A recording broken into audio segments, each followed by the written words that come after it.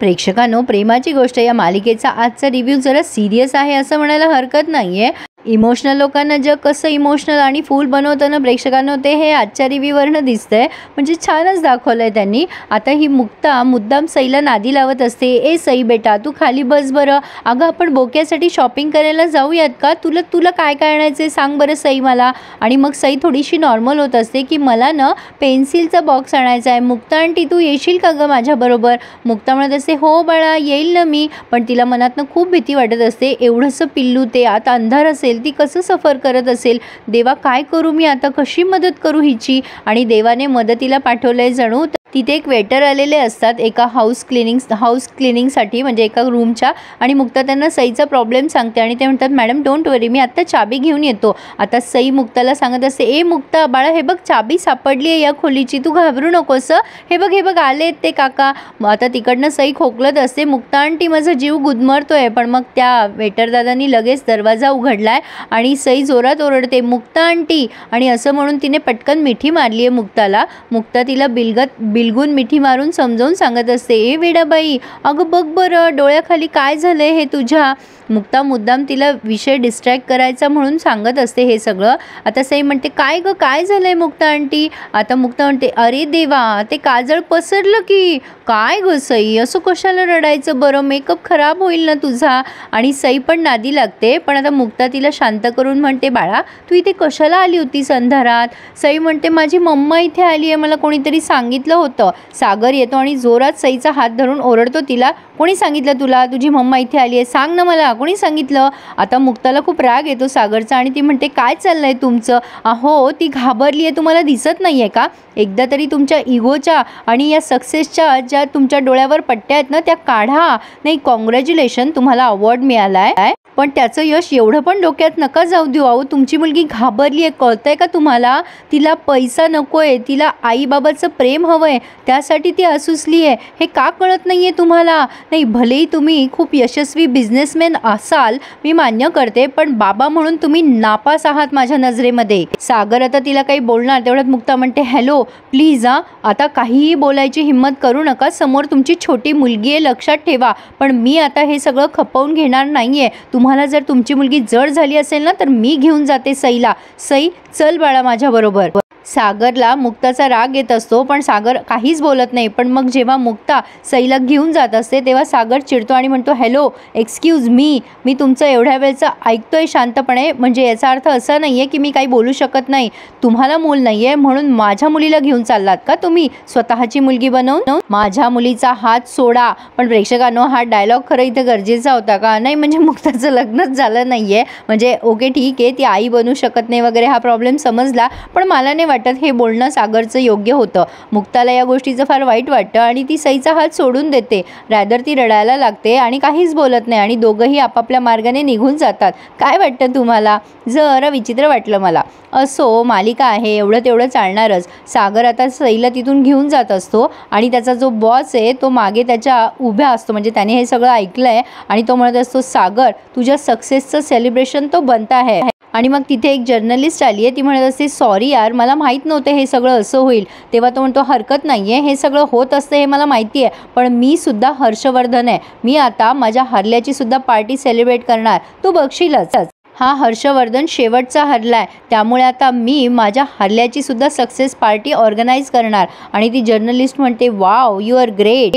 हर्षवर्धन म्हणत असतो आता सागरला इन्व्हाइट करायचं काम मात्र सावनी करणार आहे. सागरच्या सक्सेसची पार्टी तर बनतीये. प्रतीक आता मुक्ताला म्हणत असतो हॅलो अगं तू कुठे गेली होतीस आणि काय झालं एवढी टेन्शनमध्ये काय आहेस. त्या छोट्या मुलीचा विचार करतेस का. बहुधा तरी मुक्ताने ऑलरेडी त्याला सगळं सांगितलंय बहुतेक पण आपल्याला ऐकवलं नाही आहे. मुक्ता म्हणते नको करू का. अरे एवढंसं मूल येते आणि ती किती भांबावून गेली होती प्रतीक तुला माहिती आहे. प्रतीक म्हणतो जाऊ दे ना मुक्ता आपल्याला काय करायचंय. अगं ते खूप मोठे बिझनेसमॅन आहेत त्यांचं ते बघून घेतील ना. मुक्ता म्हणते अरे प्रतीक तू असं कसं बोलू शकतो. अरे छोटंसं मूल येते तू इग्नोर करू शकशील पण मी नाही इग्नोर करू शकत तिला. अरे असेल तिचा बाबा श्रीमंत आणि बिझनेसमॅन सक्सेसफुल वगैरे, पण त्याचा ह्या गोष्टीशी काहीच संबंध नाही आहे. पण माझ्या नजरेत ना तो एक नापास बाबा आहे. आता प्रतीक म्हणतो, हे बघ मुक्ता, मी ना अशा मोठ्या लोकांच्या वाकड्यात नाही जाऊ शकत गं, आणि मला असं वाटतं तूही त्यात पडू नये. आता त्याला फोन आला आहे म्हणून तो फोनवर बिझी झाला आहे आणि तो फोनवर सांगत असतो, अरे यार तुला माहिती आहे पार्टी खूप छान झाली आणि त्या सागर कोळीसाठी त्या हर्षवर्धन आणि सावनी मॅडमने पार्टी ठेवली आहे. आता मुक्ता हे सगळं ऐकते आणि कदाचित तिला एवढं कळलं आहे की सावनी नावाची त्याची बायको आहे, म्हणजे त्याचीच बायको आहे की कोण आहे माहीत नाही, पण आता ती मुलगी तिला म्हणते ना शर्मिष्ठा की गेली असेल तिच्या आईच्या मागे मागे, म्हणून तिला जरा असा अंदाज आला आहे असं वाटतंय. पण हा अंदाजही का आला ते कळलं नाही मला. असो, पण आता प्रतीक म्हणतो, चल मुक्ता तू दमली आहेस, तुला मी घरी सोडतो आणि तू टेन्शन घेऊ नकोस बघ या गोष्टीचं. मुक्ता मात्र समोर चाललेला हा तमाशा उघड्या डोळ्याने बघत असते. आता सागर जात असतो घरी, तेव्हा तो हर्षवर्धन त्याला थांबवतो आणि म्हणतो, काय सागर, अरे एवढा मोठा तुला अवॉर्ड मिळाला आहे, तुझ्या सक्सेसची पार्टी तर बनतीये ना, काय रे. आता तो सईच्या गालावरनं हात फिरवत असतो. आता ती सागरसोबत आलेली शर्मिष्ठा जरा मंदच दिसते मला. ती म्हणते, हो हो चालेल ना, त्या सावनी मॅडम असतील ना, आता ते डिझायनर साडी घालतील, मला थांबायला आवडेल. सागर चिडतो तिच्यावर आणि म्हणतो, तुला सांगितलं ना मी, गाडीत बस आणि सईला घेऊन जा. पण ती मुलगी काय तिथून हलायला तयार नसते. आता तो हर्षवर्धन म्हणतो, कम ऑन सागर, अरे तू एवढा मोठा सक्सेस मिळवलायस, त्या सक्सेसचं यश तर तुला सेलिब्रेट करायलाच हवं ना, आणि शेवटी तू माझा चेला आहेस, तू माझ्याकडनंच तर शिकलायस सगळं, तुझ्यासाठी मी एवढं करूच शकतो. ती शर्मिष्ठा होत असते, प्लीज प्लीज थांबूया ना आपण, असं काय करताय. आता सागर तिच्यावर आणखीन चिडतो, तुला एकदा सांगितलेलं कळत नाही का गं, तुला सांगितलं ना मी, सईला घेऊन जा आणि गाडीत बस म्हणून. आता तो हर्षवर्धन म्हणतो, काय रे एवढा सक्सेसफुल बिझनेसमॅन झालाय, बायकांशी कसं बोलावं ते कळत नाही का तुला. आता ती मुलगी निघून जाते तिथून, कारण सागर पुन्हा तिच्यावर चिडतोय.